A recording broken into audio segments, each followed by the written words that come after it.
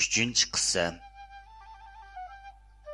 Shu kundan e'tiboran qiz har kuni kashti qilib, haftada bir qitim bozorga olib sotadigan bo'pti. Shu arada ularning turmushimi xili g'olinib qopti. U qizning sotgan kashtillarini bir ayol xizmatchi uyning yostiqiga qop qilib olgan bo'lib, uning uyga kelgan ayol xo'jayinning bu kashtilangan yostiqqa ko'zi tushib, uni uyga elib ketibdi. Bu ayol aslida yiliqi muhtaham erning yaqin bir tuqqani bo'lib, u yostiqni uyga elib ketgandan keyin uyning yotgan ko'rpalarini qo'ydigan yeriga ko'zga ko'rinarli qilib tizib qo'yibdi. Har qitim mehmonlar uning uyiga kelib, uning o'sha yostiqini maqtab, uning shuhratparazligini qondirdigan bo'pti. Bir kuni uning uyiga yiliqi muhtaham er tomoq yegili kelib, o'sha yostiqqa ko'zi tushibdi va bu yostiqdagi naqshning jiyaklari bilan yiliqi vaqtdagi yalangtoshning ustidagi kiyimining naqshlarining biri-biriga haqiqatan o'xshaydiganligini ko'rib hayron qoldi va bu yostiq qipining qayerdan kelganligini so'rabdi. U o'z ko'nglida mushu yostiq qipini kashtilagan odamni topsa, cho'qim u kashtilagan o'sha qizni topalayman deb o'ylabdi. U tuqqanining shuhratparazlik ideyasi to'lim kuchli bo'lganligi uchun bu muhtaham erga bu yostiqning to'limi yiroq bir joydan nurg'un tillolarni xashlab akeldirganligini, odatdagi odamning bunaq naqshni qilolmaydiganligini aytibdi. Va shu arada uy xizmatkori saytib olgan bu yostiq qipining qaysi ustikash tikkanligiga qiziqib, uni izlashga boshlabdi.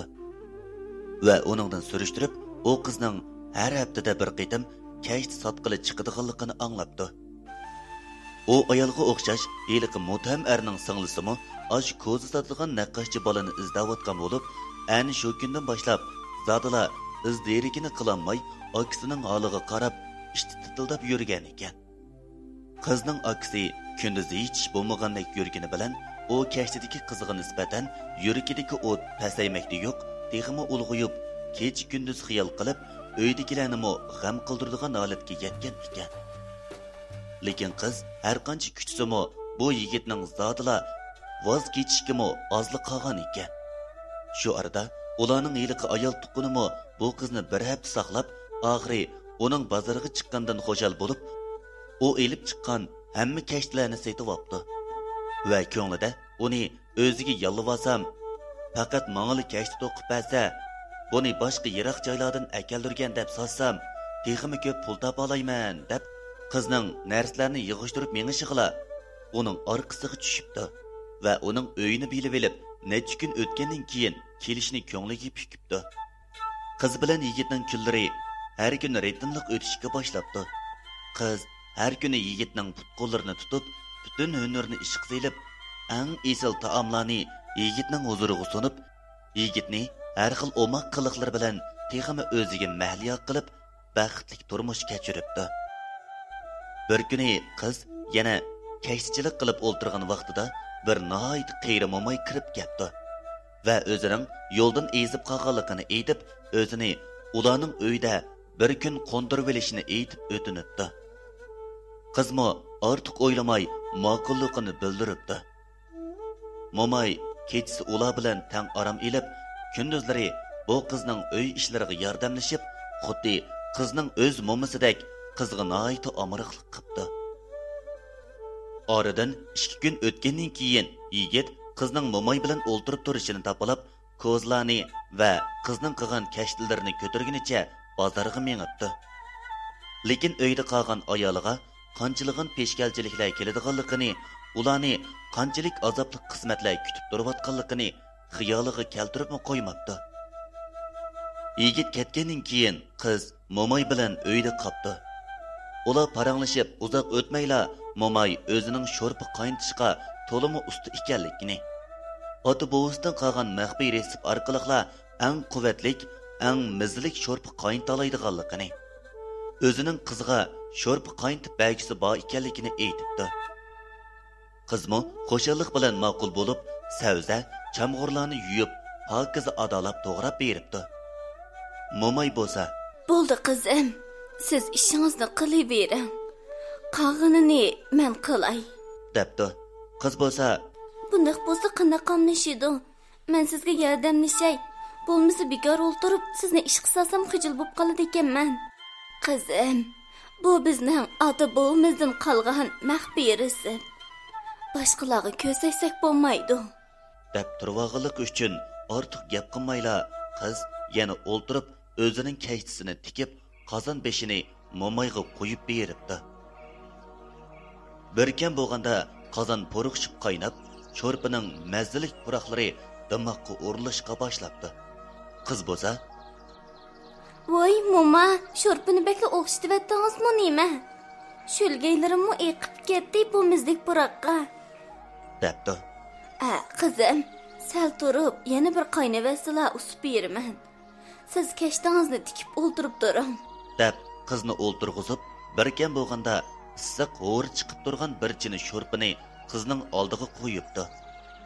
Qiz xo'shalligida xuddi o'z mo'misi etib bergandek sho'rpini xo'shallik bilan biray yutumni qoldirmay hammani ichib etibdi.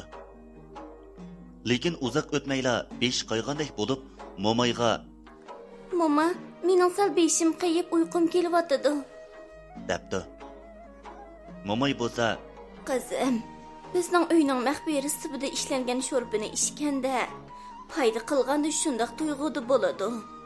Uyqungiz kelgan bo'lsa, yotqanga chunkinib bir uxlab olsangizlar, uyg'onganda butun badaningiz yeniklab, butun kasallaringiz saqaygandek orom tepib qolasiz." debdi. Qizmo ortiq o'ylamay shirin uyquga ketibdi. Qiz tushida shundoq uzun tushlarni ko'ribdi. U eri bilan to'limi go'zal, liqqida buyuk baraqsan o'rmonlik ichida yurgidek. Oldi tarafdan to'limi chiroyli, rang-barang gullar echilib ketgan bo'lib, atrofni har xil uchar qush va yovvoyi hayvonotlar qoplab, ularga qarab, ularning muhabbatidan huzurlanayotgandek. Birkan bo'lganda qiz oldidagi gullarni uzish uchun tamshalganda, ularni birsi qo'g'lab, ular bilan tang qechiyotgandek. Ular qechib bir tog'ning oldiga kelib, taqqa yamishishga boshlayotganda, yiliqi mo'may paydo bo'lib, o'zinimi tang elib olishni o'tinib demiş. Bu qizning eri bo'lsa, "Avval mo'mayni yudib chiqib qo'yay. Siz asta chiqqach turing." deb mo'mayni yudib tog' qaptiliga yamishayotgandek.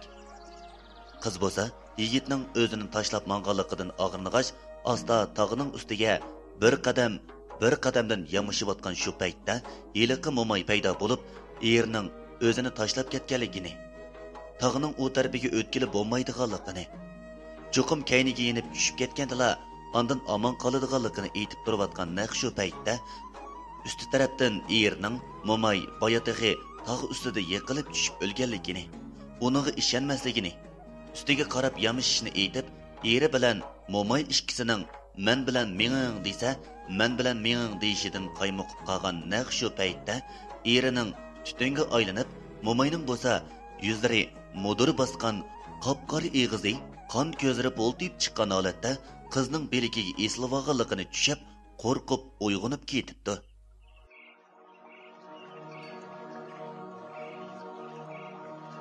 Aziz anglag'uchilar, cho'ng tipdagi cho'chak xarakterlik asar Qumliqdagi qizning 3-qismi mush yerda tamomlandi.